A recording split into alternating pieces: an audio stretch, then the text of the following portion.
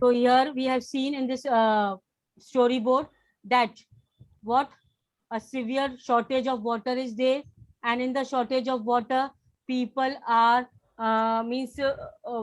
drinking unclean and unsafe water, and due to that they are catching waterborne diseases, and the acute diarrhea is there spread in that particular area of Palampur and Patalpuram.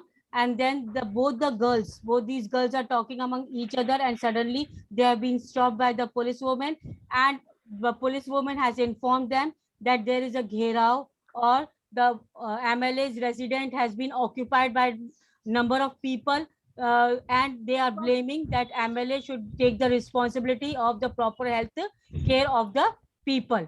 Clear? And one of the leader, he is asking the people to support him so that MLA will be responsible for controlling the situation which is prevailing in their area.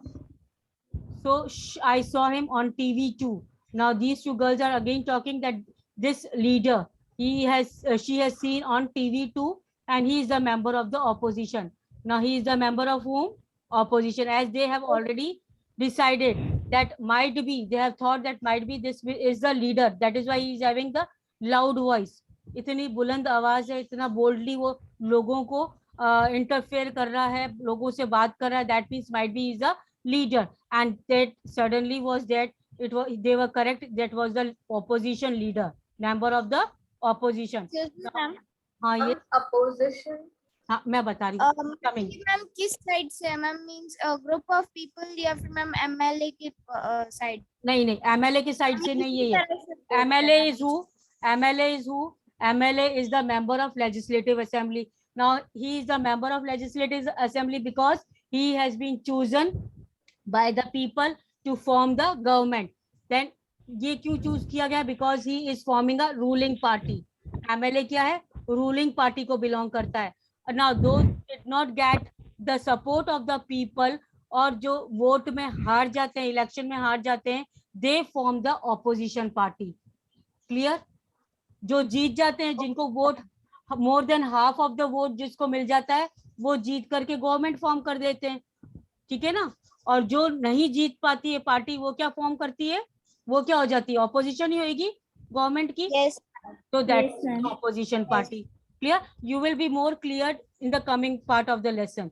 ये just it is the introduction of the lesson. Now who is an MLA? Who is an MLA? Now the lesson begins. In the above section, you have read about some events in Patalpuram. Now, some events which we have seen in this storyboard, it is about the Patalpuram area where people are suffering from acute diarrhea, unclean water is there, and they are not having proper supply of clean drinking water is not there in their area. So now who is an MLA? You may be familiar with some official names. You might have heard the names like collector, medical officer. ऐसे नाम सुना है आपने? Yes. Okay. So MLA also, you have also heard MLA. MLA का भी नाम सुना है, MLA करके.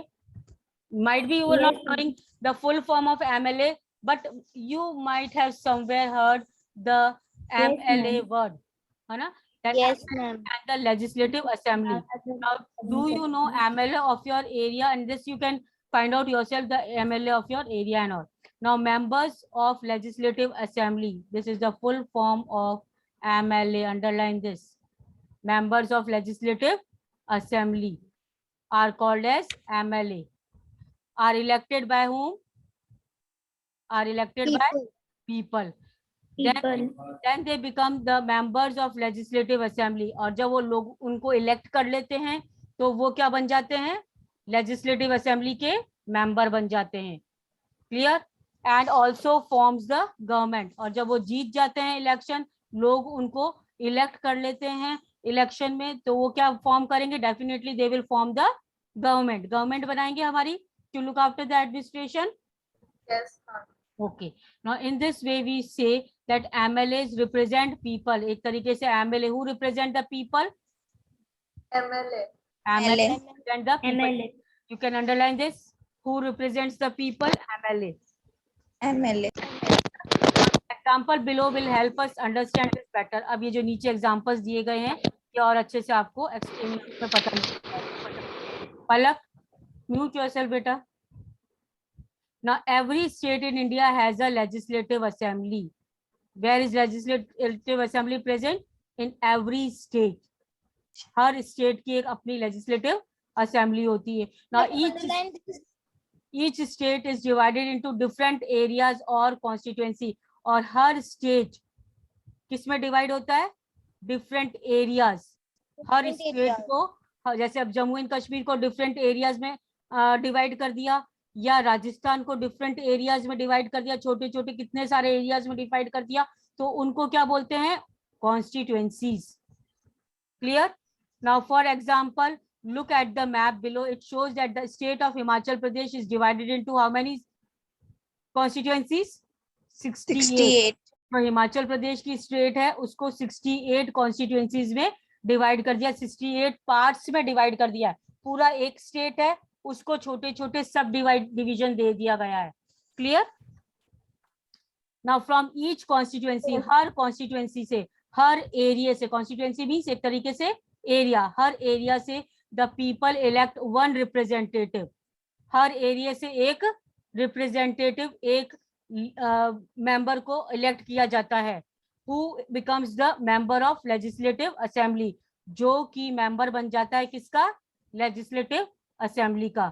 जैसे राजस्थान स्टेट ले लिया हमने, अगर एक राजस्थान स्टेट ले लिया तो इसको छोटे छोटे बहुत सारे एरियाज में डिवाइड कर दिया जाएगा. That is will be called as constituencies. अब हर कॉन्स्टिट्यूएंसी से एक रिप्रेजेंटेटिव्स जो कि वहां के पर्टिकुलर एरिया के लोगों को रिप्रेजेंट करेगा, उनकी बात गवर्नमेंट में रखने के लिए लोग उसको चूज करेंगे, and he will become the member of legislative assembly. And you would have noticed that people stand for election in the name of different parties. आपने सुना होगा different parties के लोग खड़े होते हैं इलेक्शन में. Can you name the different parties? Can you name the different parties?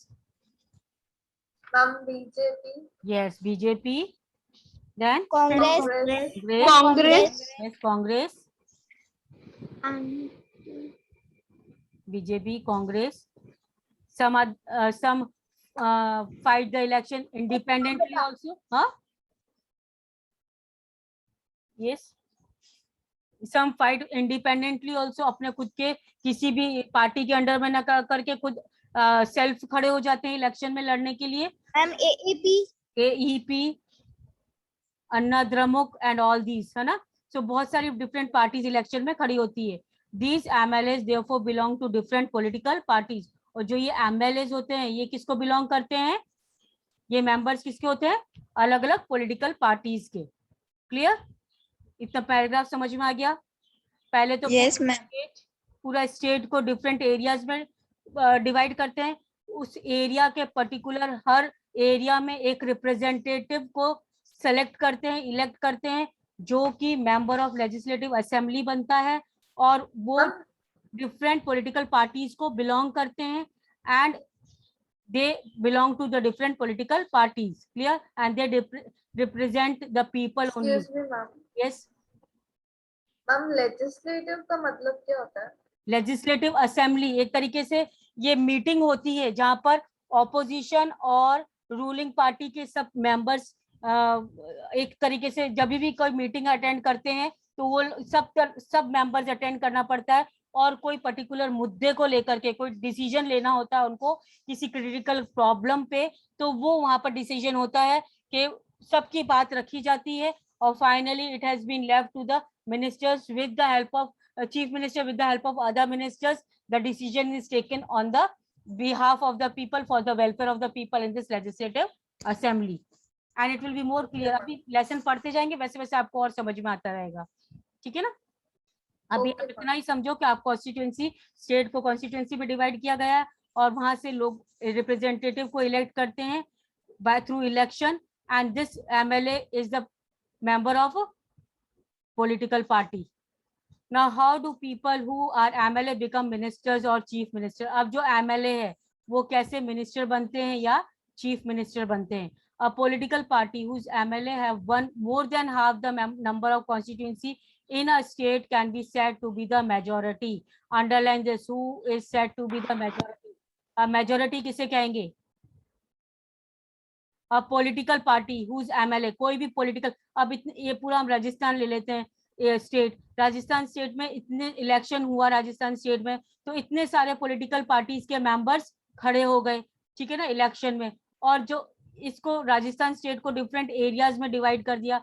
अब इतने सारे एरियाज, मान लो 68 या 70 एरियाज में इस राजस्थान पूरे स्टेट को डिवाइड कर दिया गया, तो क्या होगा, समझ लो 60, तो यहाँ पर लिखा more than half the number of constituency, तो 60 कॉन्स्टिट्यूएंसी में डिवाइड कर दिया, तो that means 30 and more than 30 जो एरियाज, अगर कोई पर्टिकुलर एमएलए को वो चूज करते हैं कॉन्स्टिट्यूएंसीज के एरिया वाले people, that means that will form the majority, वो मेजोरिटी फॉर्म करेंगे।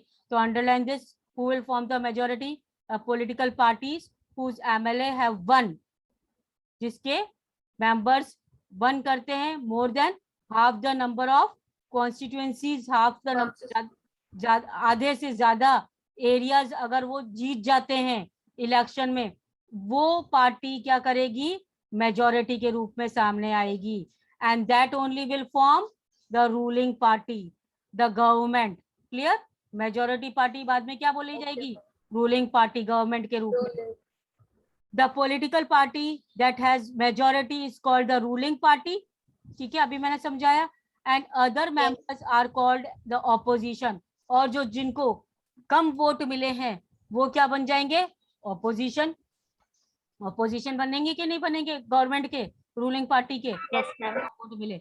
Yes. Now the Legislative Assembly of the State of Himachal Pradesh has 68 MLAs constituency. अब जो हिमाचल प्रदेश की ये बात बता रहे हैं, यहाँ पर 68 MLA constituencies है।